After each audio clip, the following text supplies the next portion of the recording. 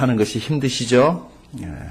나만 힘든 것이 아니라 목사인 여러분도, 저도, 목자님들도, 목녀님들도 다 힘듭니다. 대통령도 힘들다고 말하고요. 세상 사는 모든 사람들이 다 힘들다고 말합니다. 나만 힘든 게 아닙니다. 우리가 인생이기 때문에 힘이 든 것입니다.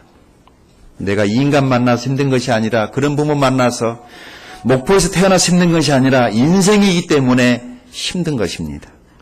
전도서 3장 10절을 보게 되면 하나님이 인생들에게 노고를 주사 애쓰게 하신 것을 내가 보았느니라고 기자는 말씀합니다. 내 생각 같아서는 모든 것이 내가 맘먹은 대로 다 잘 됐으면 좋겠고, 내가 원하는 대로 뜻한 대로 다 잘 됐으면 좋겠는데 세상 만사는 그렇지가 않습니다. 지나고 보니까 내 마음대로 된 것은 하나도 없는 것 같습니다. 내 뜻대로 된 것은 하나도 없는 것 같습니다. 다 주의 뜻대로 됐습니다. 다 하나님의 뜻대로 됐습니다. 주의 뜻이 이루어졌을 뿐입니다. 성경은 이것을 가리켜서 하나님의 주권이라고 말을 합니다. 하나님이 모든 것을 주관하신다는 그런 말씀입니다. 나보다 나를 더 잘 아시는 그분께 우리의 인생을 맡기면 가장 좋은 길로 우리를 인도해 줄 것을 믿습니다. 만사를 하나님께 맡겨야 됩니다. 그러면 모든 것이 다 잘 될 것입니다. 하나님께 맡긴다는 것이 무엇인가? 믿음으로 맡기는 것인데, 그러려면은 믿음이 있어야 되지 않겠습니까? 믿음이 있어야지 하나님께 맡겨지는 거거든요. 믿음은 어디서 옵니까? 우리가 아는 대로 믿음은 말씀에서 옵니다. 말씀은 그리스도의 말씀으로 말미암느니라고 말씀하셨습니다. 예수님이 말씀하신 말씀을 들어야만이 우리에게 믿음이 생깁니다. 오늘 또 주님의 말씀을 들을 때 우리의 믿음이 한 자나 더 자라서 이 한 주간의 삶의 모든 것들을 주님께 맡겨드리는 저와 여러분이 될 수 있기 바랍니다. 지난주 우리는 제1차 세계 선교대회를 통해서 하나님의 영광을 보았습니다. 하나님은 볼 수 없었지만 하나님께서 일하시는 것은 우리가 볼 수 있었습니다. 온 교회가 하나가 되어서 수고하고 애쓰고 섬긴 결과로 선교사님들이 너무 감사하고 기뻐하고 선교지로 돌아갔습니다. 다시 한번 섬겨주신 우리 목자님, 목녀님 그리고 목원들께 깊은 감사를 드립니다. 세계 선교대회에 흥분이 채 가시기도 전에 CBS 방송에서 방영된 신천지에 빠진 사람들이라는 이 텔레비전 방송 프로그램을 직접 보지는 못했어요. 그래서 유튜브에 들어가서 봤습니다. 1부, 2부, 3부를 보는데 가슴이 먹먹해서 더 이상 볼 수가 없었어요. 너무 가슴이 아팠어요. 너무 속이 상했어요. 도대체 지금 우리가 뭐하고 있는 것인가? 먹고 살기 바쁘다고 신앙생활 적당히 하는 동안에 우리 사랑하는 자녀들이 신천지에 빠져들어가지고 자기 어머니를 아줌마라고 부르고 말이죠. 온 식구가 이 딸을 데리고 와가지고 맨날 며칠을 상담을 하는데 아이가 마음을 바꾸지를 않아요.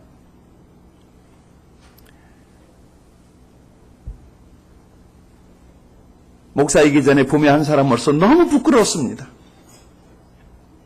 신천지 추수꾼들이 저토록 무섭게 우리 아이의 영혼들을 지옥으로 끌고 가는 동안에 우리는 도대체 무슨 일을 하고 있었는가? 너무 안일하게 살고 있지 않는가? 보다 더 멋있게 폼나게 살기 위해서 신앙생활 적당히 하는 동안에 우리의 자녀의 세대는 저렇게 병들고 망해가고 있는데 말이죠. 좋은 차가 무슨 소용이 있습니까? 애들은 다 버려버렸는데. 지금 우리 한국교회는 총체적인 위기입니다. 어떻게 보면 이 신천지는요, 기독교가 키워낸 괴물이라고 그래도 과언은 아닙니다. 예수 믿으면 축복을 받는다라고 하는 싸구려 복음이 한국교회를 망쳐놓은 것입니다. 여러분 지금 한번 가만히 생각해 보십시오. 우리 아이들이 어디서 무엇을 하고 있을까요? 쟤네들에게도 영적인 필요가 있는데 기도하고 있을까요? 성경 말씀 읽고 있을까요? 그나마 신앙의 땅 우리 예린이처럼 여기저기 찬양 예배, 기독 동아리 등을 활동을 하면서 어떻게 하든지 하나님을 알아가려고 하고 애쓸 것입니다. 그런데 그런 곳에도 이미 신천지는 추수꾼들이 들어가 있다는 것을 부모들이 알아야 합니다. 찬양은 하나님이 기뻐하는 것이 분명하지만 기도는 우리가 해야 되는 것이지만은 찬양과 기도로만 채워지지 않습니다. 주님은 마태복음 4장 4절에서 말씀하셨습니다. 사람이 떡으로 사는 것이 아니고 하나님의 입으로 나오는 말씀으로, 하나님의 입으로 나오는 모든 말씀으로 살 것이라고 말씀하셨습니다. 사람은 하나님의 입으로 나오는 모든 말씀으로 사는 존재입니다. 말씀을 들어야 되고 말씀을 먹여야 되고 말씀을 배워야 됩니다. 제가 가만히 보니까 말씀 있는 사람들은 세상 것에 덜 헐떡이는 것 같더라고요. 말씀으로 채워진 영혼은 그렇게 세상 것에 그렇게 목말라지는 않더라고요. 가만히 보니까 교회에서 활동을 많이 하지만 하나님의 말씀이 없는 사람일수록 영적인 것, 세상적인 것, 분간을 못하고 특히 기도를 많이 하는 사람들일수록 더 목말라 하는 것을 보게 됩니다. 사실 조금 전에 봤던 그 동영상은 이미 유튜브에 다 올라와 있기 때문에 모든 사람들이 다 보는 것입니다. 그것을 제가 오늘 예배를 위해서 특별히 어젯밤에 편집 작업을 하는데 아이가 방언을 하는 것을 자랑이라고 그걸 찍어가지고 다 올려놓고 가슴이 너무 아팠어요. 신천지에 빠진 사람들 대부분이 한때는 다 교회에서 열심히 하던 사람들입니다. 뭐가 문제일까? 지금 방송은 4부밖에 안 나갔습니다. 8부까지 나오기 때문에 계속해서 봐야 됩니다. 뭐가 문제인가? 그리고 무엇을 고쳐야 되는 것인가? 교회나 목사님들의 문제는 성경 말씀에 목말하는 사람들에게 하나님의 말씀을 가르쳐주지 않는 것이 문제입니다. 성도들의 문제는 하나님의 말씀을 와서 배우려 하지 않는다는 것이 성도들의 문제입니다. 말씀을 배워야 됩니다. 말씀을 알아야 합니다. 아는 것이 힘이라고 말하지 않습니까? 모르면 당하는 것입니다. 제가 그랬습니다. 구원받고 나니까 처음에는 너무 좋았어요. 그런데 말씀을 모르니까 어느 날 삶에 문제가 생기기 시작을 했어요. 잘 나가던 사업이 뒤엉키고 바닥에 나동거려 떨어졌습니다. 가정 문제, 재정 문제, 인간관계 모든 게 뒤엉켜가지고 도저히 길이 없었습니다. 담임 목사님에게 상담을 하러 갔습니다. 그랬더니 제자교회 와서 말씀 배우라고. 고연자가 말씀을 배우면 그런 문제가 해결될 거라고. 그래서 기왕에 배울 거라면 빡세게 배워야 되겠다고 마음먹고 매일 교회에 갔습니다. 목사님 가방 들고 따라다니면서 말씀 배우고 설교 듣고 교회 모든 프로그램 하나하나 빠지지 않고 다 적고 목사님이 하여간 상담하는 거 다 보면서 배우고 등록으로 듣고 배우고 일주일에 하면 목요일 밤 제자학교 공부를 시작을 하면 8시에 시작을 하는데 12시에 끝이 납니다. 그래도 전혀 피곤하지 않았습니다. 너무 늦어 버스가 떨어지면 걸어서 집에 갔습니다. 즐거웠습니다. 뭔가 내 마음 안에 꽉 찬 것 같은 게 느껴졌거든요. 사실 여러분 말씀을 배우십시오. 말씀이 사람을 변화시키고 말씀이 가정을 세우고 말씀이 우리의 영혼을 하나님 앞에서 정결한 신부로 세울 것을 저는 믿습니다. 오늘 우리 한국교회 가장 큰 문제점 중에 하나는 말씀을 가르쳐주는 성경교사가 없다는 것이 문제입니다. 말씀을 배우러 오는 사람도 없습니다. 이것은 먹고 살아야 하기 때문에 바쁘기 때문에 그런다고 믿습니다. 그러나 그런 와중에도 말씀은 배워야 합니다. 교회는 계속해야 됩니다. 그것이 내가 사는 길이고 우리 가정이 잘 되는 길이라는 것, 우리의 자녀들이 잘 되는 것이라는 것을 기억하시기 바랍니다. 동영상에 나왔던 아이들이 기도하는 것보다 말씀 있는 것을 보았으면 얼마나 더 행복했을까요? 신천지 추수꾼들은 교회의 허점을 너무나 잘 알고 있습니다.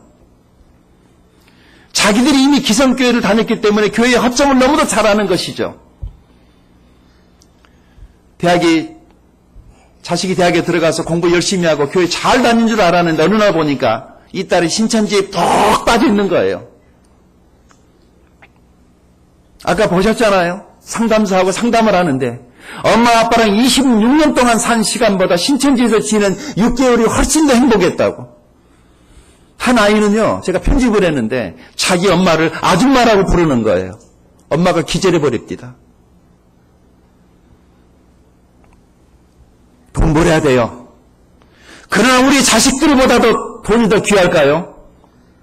그렇게 돈 번다고 바빠서 밖으로 나돌아다니는 동안에 우리의 자녀들은 그렇게 망가져 가고 있다는 거. 가슴이 너무 아팠습니다. 가슴이 너무 아팠습니다.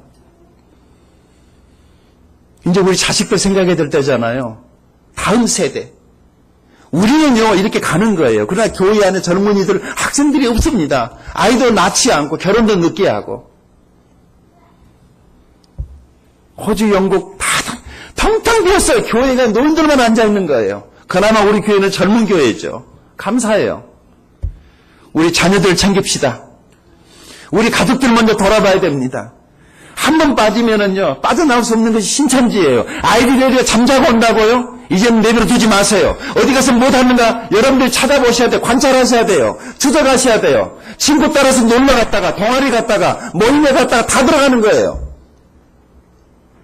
지난주에 내가 방송에 얘기를 했는데, 선교사, 신천지의 가짜 선교사들. 선교사라고 그러면 다 선교사인 줄 알아요. 그들이 얼마나 사탄적인지를 우리가 알아야 됩니다. 우리가 전도하는 목적은 영혼을 구원하고 그들이 죄사함 받고 거듭나서 하나님 나라 갈 수 있도록 돕기 위해서 전도하는데, 신천지는 다른 목적으로 전도하는 거예요. 그 사람들의 영혼 구원을 위해 전도하는 것이 아니라 다른 사람들을 데리고 와야만이 자기가 구원을 받는 거예요. 얼마나 사탄적이고 얼마나 이기적입니까? 14만 4천 명을 채워야만이 자기가 구원을 받아 인침을 받는다고 믿는 거예요. 아니면 말겠죠. 얼마나 이기적인가 모르겠어요. 사탄이 이기적인 존재잖아요. 이게요, 다단계하고 똑같아요. 처음에는 너를 위해서라고 말을 하지만 사실은 내 목적을 이루기 위함이잖아요. 은혜는 눈꽃만큼도 없습니다. 자기들 욕심밖에 없는 거예요. 우리 그리스도인들이 왜 다단계를 하면 안 되는가? 첫째, 실패할 확률이 매우 높기 때문에 하면은 안 됩니다. 왜 실패하느냐 하면은 처음 시작할 때는 너를 위해서 하는 것이라고 말하지만은 하면서 보니까 나를 위해서 하는 거잖아요. 그래서 양심의 가책 때문에 하다가 말아버리는 거예요. 그만큼 손해보고 리스크를 안고 그만두게 되는 것입니다.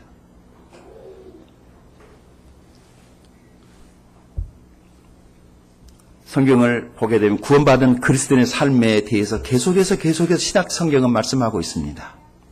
말씀을 보면서 우리의 정체성을 한번 확인해 보고 내가 구원받은 그리스도인으로서 어떻게 살아야 될 것인가를 한번 고민하는 시간이 되기를 바랍니다. 사도 바울은 내가 나 된 것은 하나님의 은혜로 된 것이다 라고 말을 합니다. 우리 구원받은 사람들은 하나님의 은혜로 사는 사람입니다. 내 노력, 내 열심, 내 꾀, 배경, 백그라운드, 내 스펙 그런 걸로 사는 게 아니라 하나님의 은혜로 사는 것입니다. 하나님의 은혜로 삽니다. 내가 노력을 한 거 틀림없어요. 내가 일했고 내가 월급 받은 것 같지만은 사실은 내게 건강 주신 분도 하나님이고 직장 주신 분도 하나님이고 가정 주시고 그런 것들을 허락하신 분이 하나님이세요. 하나님이세요. 하나님의 은혜로 삽니다. 하나님의 은혜로 삽니다. 우리는 하나님의 은혜로 삽니다. 가만히 보면은요, 삶이 참 은혜스러운 사람이 있어요. 별로 뭐 가진 것도 없는데. 근데 어떤 사람은 대단히 율법적인 사람이 있죠. 무슨 차이인가? 오늘 말씀을 보면서 은혜로 사는 사람의 모습을 보고 나면은 율법적으로 사는 사람이 무엇인가가 보일 거예요. 오늘 은혜로 사는 사람의 특징 3가지를 말씀드리겠습니다. 첫째, 은혜로 사는 사람. 하나님의 은혜로 사는 사람은 구원을 확신하는 사람입니다. 1절과 2절을 보실까요? 자, 1절, 2절 우리 같이 한 목소리로 읽어보겠습니다. 1절, 2절 시작. 형제들아, 내가 너희에게 전한 복음을 너희에게 알게 하노니 이는 너희가 받은 것이요 또 그 가운데 선 것이라. 너희가 만일 내가 전한 그 말을 굳게 지키고 헛되이 믿지 아니하였으면 그로 말미암아 구원을 받으리라. 아멘. 여기 헛되이 믿지 아니하였으면,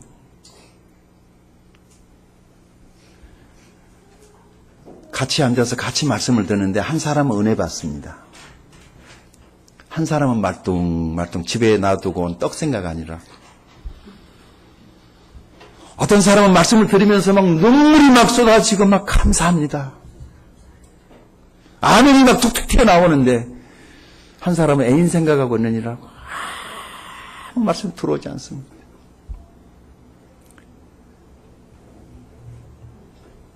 그럼 죽습니다. 은혜를 받아야지 삽니다.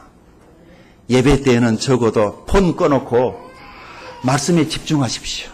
이 말씀이 우리를 살게 합니다. 말씀. 은혜가 말씀에 있거든요. 그럼 말씀을 집중해서 드려야 됩니다. 말씀을 집중해서 드려야 됩니다. 바울은 말을 합니다.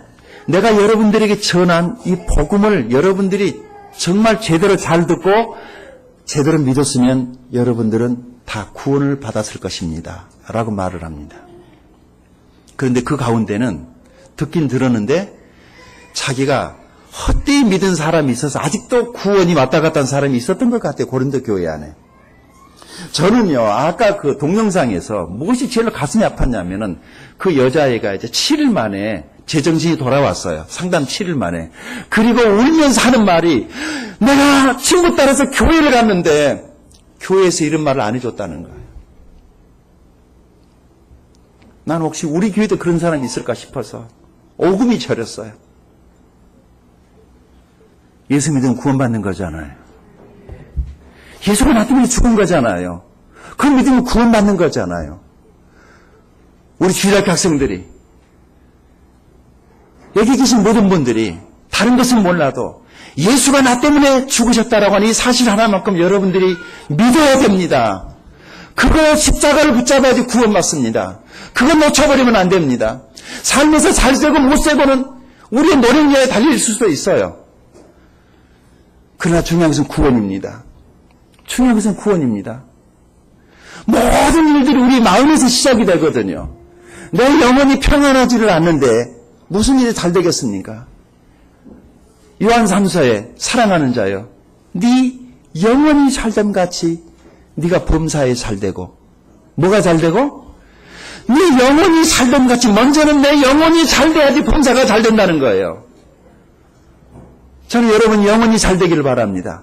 그래야지 다른 일이 잘되는 거예요. 내 영혼이 날마다 들었다 놨다 하루면 없다는 수천 번을 하고 밤이면 술을 먹지 않으면 잠을 잘 수가 없이 이렇게 괴로운 내 인생에 무슨 일이 잘되겠습니까? 내 영혼이 평안하지도 않은데 밤에 잠을 못 자고 고민을 하는데 낮에 하는 일이 잘되겠습니까?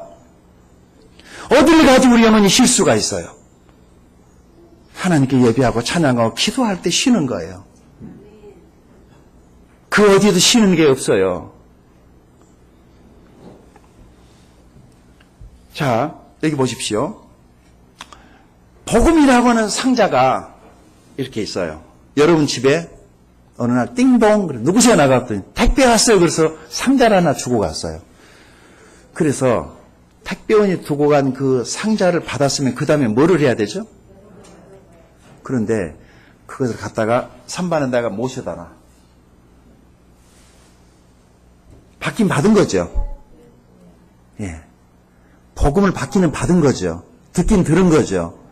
그런데 이것을 뜯어보질 않으면 속에 뭐가 들는지 모르잖아요. 많은 사람들이 교회를 다녀. 설교도 들어. 세례도 받고 직분도 있어. 그러나 복음이라는 상자를 열어보지 않으면 구원은 없어요. 왜 그렇게 많은 사람들이 교회를 다니는데도 구원받지 못하는가? 복음이라는 상자를 열어보질 않아서 그래요. 사도 바울이 그걸 말을 합니다. 그 복음이라는 상자 안에는 뭐가 들었을까? 3절 4절이에요. 같이 읽어볼까요? 자, 같이 읽겠습니다. 시작. 내가 받은 것을 먼저 너희에게 전하는 이는 성경대로 그리스도께서 우리 죄를 위하여 죽으시고 장사 지내마 되었다가 성경대로 사흘 만에 다시 살아나사 아멘. 이것이 복음이라는 박스 안에 상자 안에 들어있는 거예요. 내용물이에요. 세 가지 은혜가 들어있죠. 첫 번째 뭐죠? 그리스도께서 우리 죄를 위하여 죽으시고, 아멘? 누구 때문에 죽으셨어요? 무엇 때문에? 나의 죄 때문에 죽으셨다. 여러분, 우리 예수님은 본디오 빌라도에게 고난을 받으사 죽은 게 아닙니다. 만약에 그렇게 신앙 고백을 하면은요, 무슨 일이 생기는가? 본디오만 나쁜 놈이에요. 썩을 놈. 왜 예수님을 죽였냐 이거야. 좋으신 예수님을. 그렇게 믿고 그렇게 고백하는 동안에 내 구원은 멀어지는 거예요. 예수님은 누구 때문에 죽었어요? 그렇게 믿어야지 구원이에요. 그렇게 믿어야 돼요. 사도신경에 나오는 신앙 고백 정말 신경질 납니다. 무슨 범죄에 비라도 예수님을 죽여요. 예수님 스스로 죽었지. 우리를 구원하기 위해서 말이죠. 나 때문에 죽었다고 믿어야지 구원을 받습니다. 두 번째, 장사 지낸 바 되었다가. 자, 이 말은 무슨 말이냐면 예수님은 완전히 죽으셨기 때문에 장사를 지낸 거예요. 산 사람을 무덤에 넣어놓을 수 없잖아요. 완전히 죽으셨다는 말이에요. 이게 무슨 말이냐면 예수님이 완전히 죽으셨기 때문에 우리의 죄가 용서된 거예요. 우리 죄가 완전히 갚아진 거예요. 예수님이 완전히 죽으셨기 때문에 우리 죄가 도말됐어요. 그래서 성경은 예수님 죽으시고 장사 지냈다고 말씀하시는 것입니다. 우리의 죄는 완전히 용서가 된 것입니다. 그래서 이것이 은혜입니다. 세 번째, 무슨 말씀이 있습니까? 사흘 만에 다시 살아나서, 지금 복음이라는 상자 속에 들어있는 핵심을 말해주고 있는 거예요. 사흘 만에 다시 살아나서 주님은 다시 부활하셨어요. 자, 여기 중요한 것은 무엇이냐면 성경대로, 이게 중요해요. 성경대로. 여기서 말하는 이 성경은 신약 성경을 말하는 것일까, 구약 성경을 말하는 것일까? 이때는 신약 성경이 아직 기록이 안 됐기 때문에 구약 성경을 말하는 거예요. 그럼 구약 성경에 그리스도께서 우리 죄를 위해 죽으시고 그리스도께서 장사 지낸 바 되었다가 그리스도께서 3일 만에 다시 살아난단 말이 구약 성경에 이미 예언이 돼 있었다. 그래서 예수님은 구약 성경을 이루신 거예요. 요한복음 19장 30절에서 내가 다 이루었다. 내가 다 이루었다. 구약 성경의 예언이 이루어진 것입니다. 복음이라는 상자를 열고 이 세 가지를 꺼내서 믿어야지 구원을 확신하는 거예요. 상자만 들고 다니면 안 돼요. 교회만 다니는 것 가지고는 안 되는 거예요. 그 복음의 내용물, 그 복음의 내용. 한국교회 잘못된 구원파 침례교 영향 때문에 마치 구원을 말하면 안 되는 것처럼 그렇게 되어버렸죠. 이번에 호주에 갔을 때 어떤 장로교회에 가서 말씀을 전하고 나니까 목사님이랑 여러 성도들이 식사를 하고 있는데 한국에서 잠깐 애기 봐주러 들어왔던 나이 드신 권사님 한 분이 오셔서 제게 인사를 하고 오길래 나는 설교 듣고 은혜 받아서 온 줄 알았더니 저는요 한국에 있는 서울의 어떤 교회를 다니는데 우리 교회 성도는 몇 명이고 장년이 몇 명이고 여전도회가 몇 명이고 헌금이 얼마고 얘기를 하는데 한참을 듣고 있는데 속에서 부글부글 그 말이 여기까지 나왔는데 하면 안 되잖아요. 아니 지금 나한테 어떡하라고. 아니 큰 교회 다니니까 어쨌단 말이 그러니까 나랑 지금 나한테 어떡하라고. 그러니까 혹시 침례교 목사가 장로교에 와서 설교도 되느냐 그런 것이라면 이해가 돼요. 그런데 여러분 장로교에 믿으면 지옥 갑니다.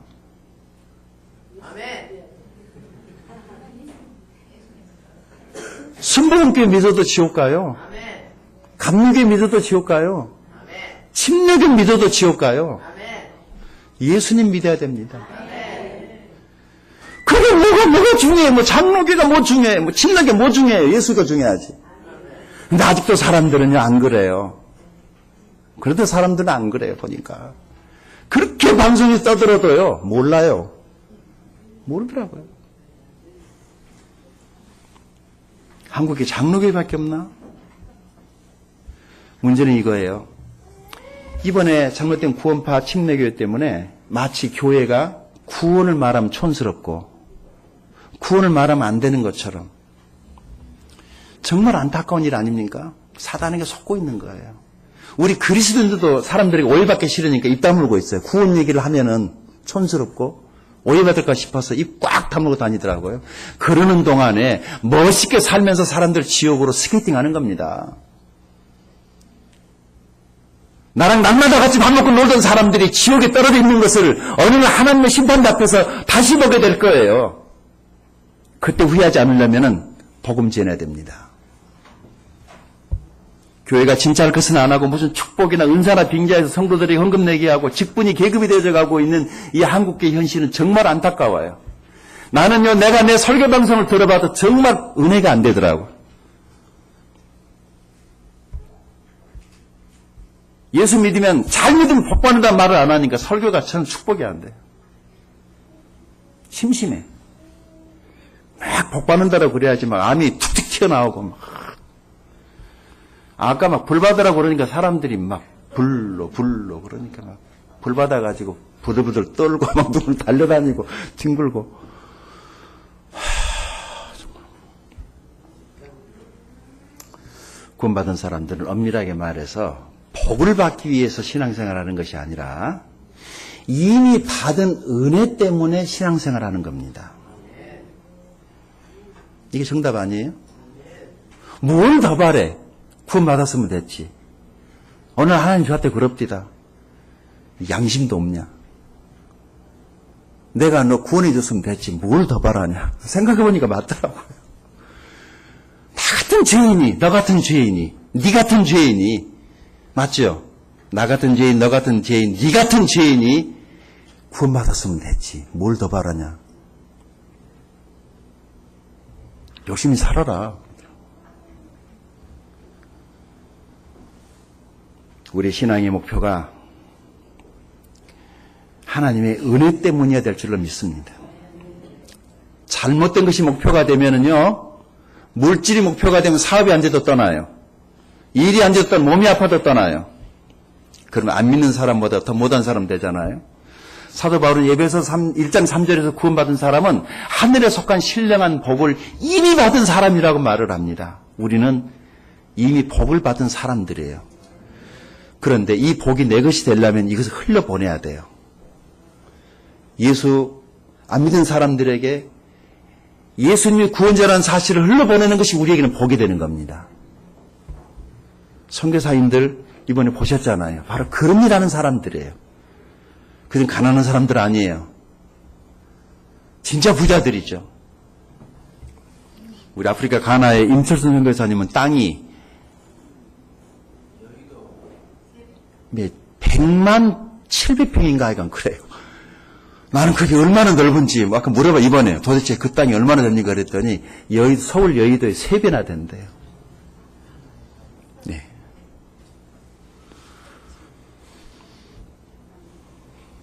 가나 가실래요? 거기다 좀 적은 땅을 가봐서 13,000평짜리 또 있더라고요. 나한테 준다고 그래도 힘들겠습니다. 그럼 뭐하게요? 땅 있으면 뭐하죠? 몽골 가세요. 거기는 주로 땅을 평으로 재는 게 아니라 메타로 잽니다. 가로 세로 몇 메타, 몇 킬로로 잽니다. 솔직히 말해서요, 저는 정말 우리 교회 사람들이 이렇게 와도 가는 이유에 대해서는 알아요. 사실 우리 교회면은 뭐 드릴 게 없잖아요. 예수님 구원 말고는. 드릴 게 없어요. 직분이 있어요. 직분도 2개밖에 없네. 목사, 집사. 얼마나 썰렁해요?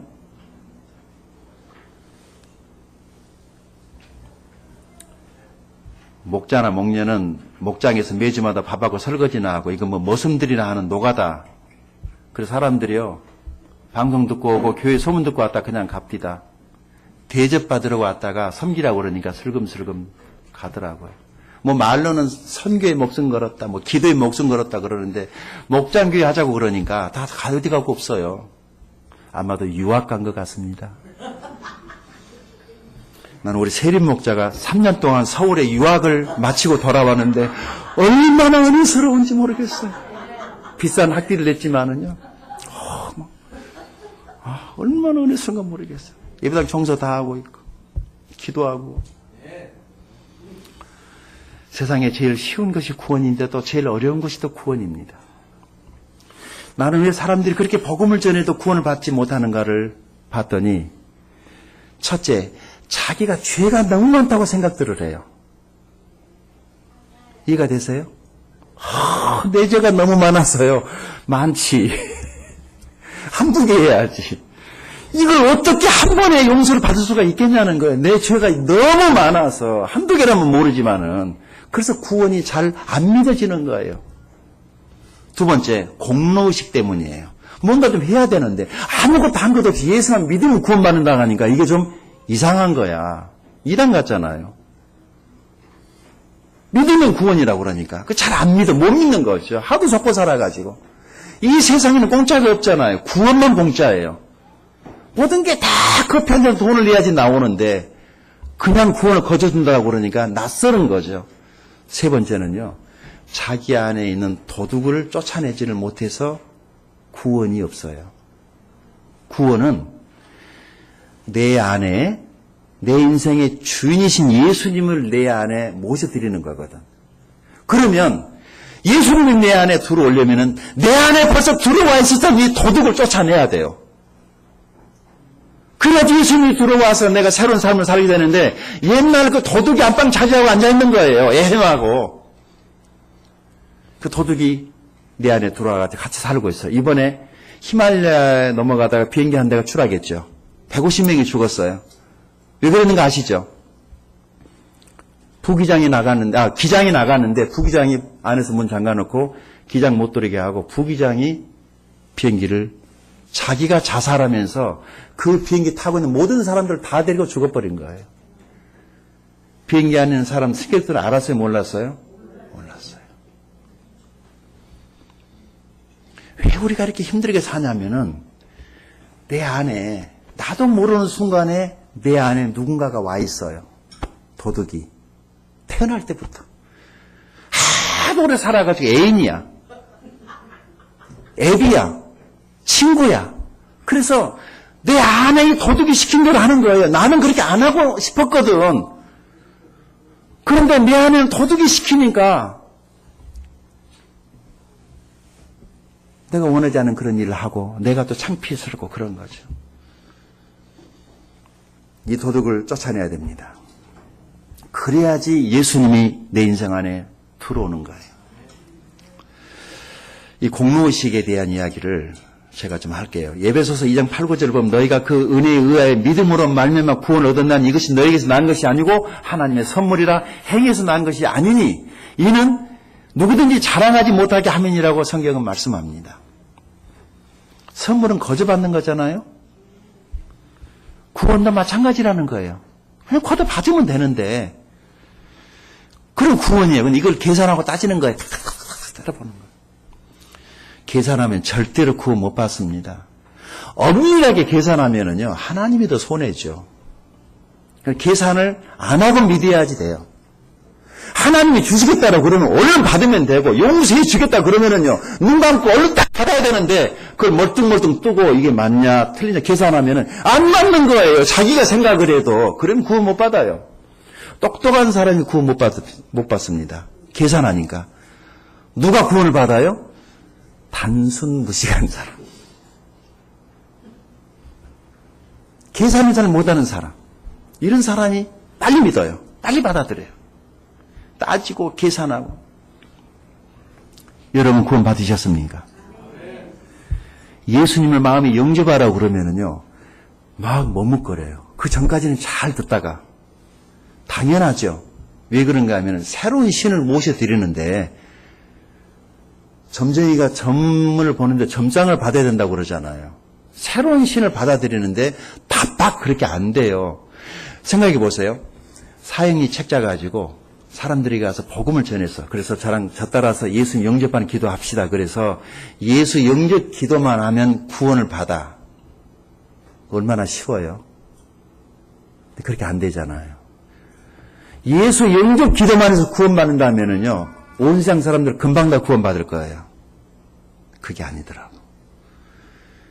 따라서는 해요. 근데 눈 뜨고 나면 도로 그 사람이 그 사람이야. 왜냐하면 예수님이 안 들어온 거지. 마음 안에 누가 있어요? 요한복음 10장 8절에 보면 나보다 먼저 온 자는 도둑이요 절도요 강도니라고 그랬어요.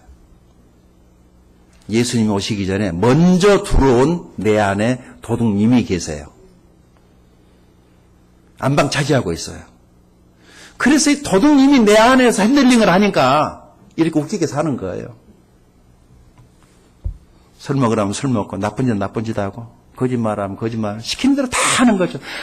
하도 앵벌이를 당해가지고 이제는요 거침없이 하이킥이에요. 시키는 대로 다 하잖아요.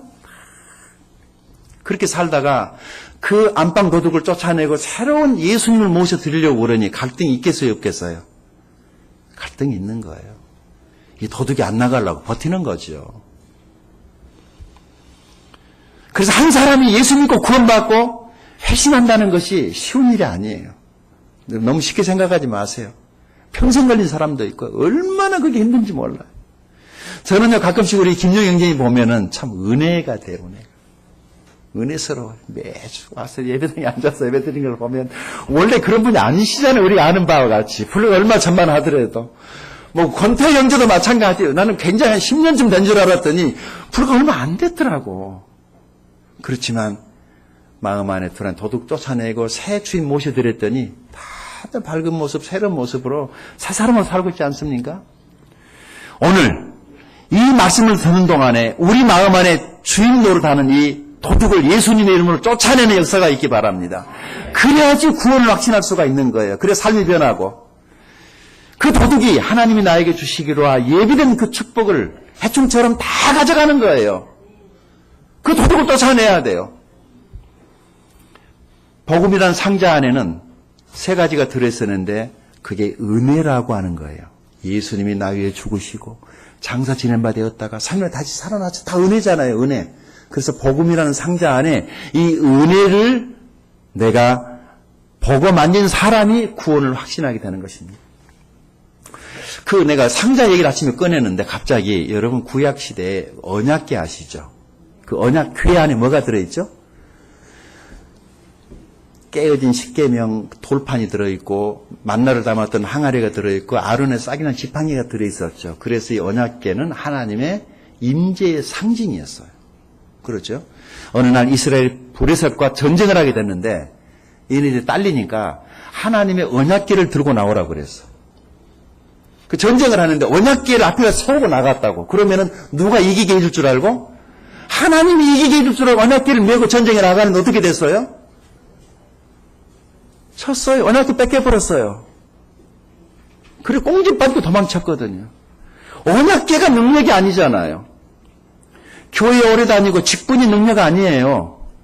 예수님이 내 마음에 와 있느냐 이것이 중요하지. 교회 아무리 오래 다니고 그 직분이 나를 구원하는 거 아니에요. 예수님이 내 마음에 와야 됩니다. 복음의 상자를 받으셨다면 상자를 열어보십시오. 그 안에 하나님의 은혜가 들어있어요. 예수님이 나 때문에 죽으셨다. 자, 두 번째, 은혜로 사는 사람은 부활하신 그리스도를 만난 사람들입니다. 5절에서 8절까지를 볼까요? 게바는 베드로입니다. 베드로에게 보이시고 후에 12제자에게 그 후에 500의 형제 일시에 보이셨나니 그 중에 지금까지 대던 살아있고 어떤 사람 잠들었으며 그 후에 야고보에게 보이셨으며 그 후에 모든 사도에게 맨 나중에 만삭되지 못하여 난 자 같은 내게도 보이셨느니라. 아멘. 내가 뭘 강조했죠? 와, 똑똑하시네. 보이셨다. 어떻게 들리세요? 예수님이 나타나셨다. 그래서 내가 노력해서 만나는 것이 아니라 예수님이 자기를 우리에게 드러내셔야만이 우리가 볼 수 있고 만날 수 있어요. 예수님은 지금도 저와 여러분에게 자신을 드러내 보이시기를 원하세요. 말씀으로 계시하는 겁니다. 말씀을 보면은 예수님이 내 마음의 문을 두드리고 있다는 것을 알 수 있잖아요. 요한계시록 3장 20절에 볼지어다 내가 문 밖에서 두드리노니 누구든지 내 음성을 듣고 문을 열면 내가 그에게로 들어가 그와 더불어 먹고 그는 나와 더불어 먹으리라. 아멘. 예수님이 내 마음의 문을 두드리고 있는 거예요. 내 삶 속에 일어나고 있는 모든 크고 작은 일들이 다 뭐냐면 예수님이 내 마음에 들어오고 싶으셔서 내 마음의 문을 노크하고 있는 노크 소리예요. 문을 열면 돼요. 그럼 예수님이 들어오십니다. 부활하신 그리스도를 만난 사람들 이름이 쭉 나오고 있는데 이들은 한결같이 다 예수님을 만났어요. 그리고 삶이 변화됐다는 것이죠. 그런데 맨 마지막에 어떤 사람이 나오죠? 9절을 읽어보십시다. 9절. 자, 8절 9절입니다. 시작. 맨 나중에 만삭되지 못하여 난 자 같은 내게도 보이셨느니라. 나는 사도 중에 가장 작은 자라. 나는 하나님의 교회를 핍박하였으므로 사도라 칭함을 받기에 감당하지 못할 자니라. 아멘. 바울은 자기를 사도 중에 가장 작은 자라고 말을 하죠. 맨 꼴찌로 예수님을 만났기 때문에 그렇게 표현을 했는데 사실 맞는 말인데 조금 더 직역을 하면 이런 거예요. 나는 누가 사도라고 부르면 창피한 사람이야. 그래서 제발 나를 사도라고 부르지 말아라. 요즘 애들이 하는 말로 하면 쪽팔린다. 내가 어떻게 사도가 되겠느냐. 나는 그럴 자격이 없는 사람이야. 그리고 자기를 10달을 채워야지 태어나는데 10달을 못 채우고 좀 일찍 태어난 사람을 가리켜서 팔삭둥이, 칠삭둥이 그러죠. 옛날에는 7부, 8부 그랬어요. 우리 어렸을 때는 모질이라고 그랬어요. 나 그게 무슨 말인지 몰랐는데 나중에 커서 보니까 10달을 채우지 못하고 나와서 모자라다 그런 뜻이에요. 근데 요즘은 모자라면 인큐베이터에 들어가면 되니까 상관없어요. 근데 그때는 태어난 대로 순서대로 살아야만 했거든요. 약간 지능도 떨어지고 그래서 약간 어글벌벌 하면은 모지라 그러죠.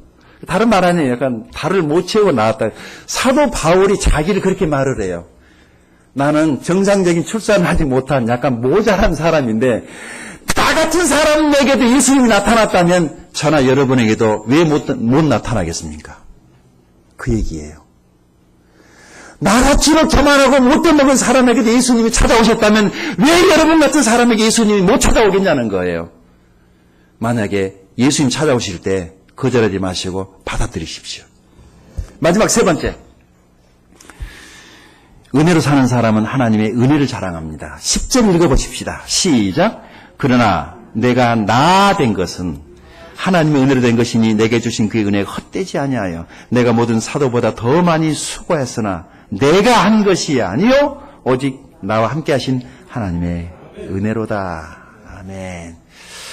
율법으로 사는 사람의 특징은요, 막 자기를 자랑하려고 막 몸부림을 치거든요. 근데 하나님의 은혜로 사는 사람은 뭘 자랑하죠? 하나님의 은혜를 자랑합니다. 바울은 뭘 자랑합니까? 그래서 바울은 은혜로 사는 사람입니다. 자꾸 자기를 자랑을 하고 자기 실력을 자랑하고 과거를 자랑하고 자꾸 자랑이 많은 사람은 율법적인 사람이에요.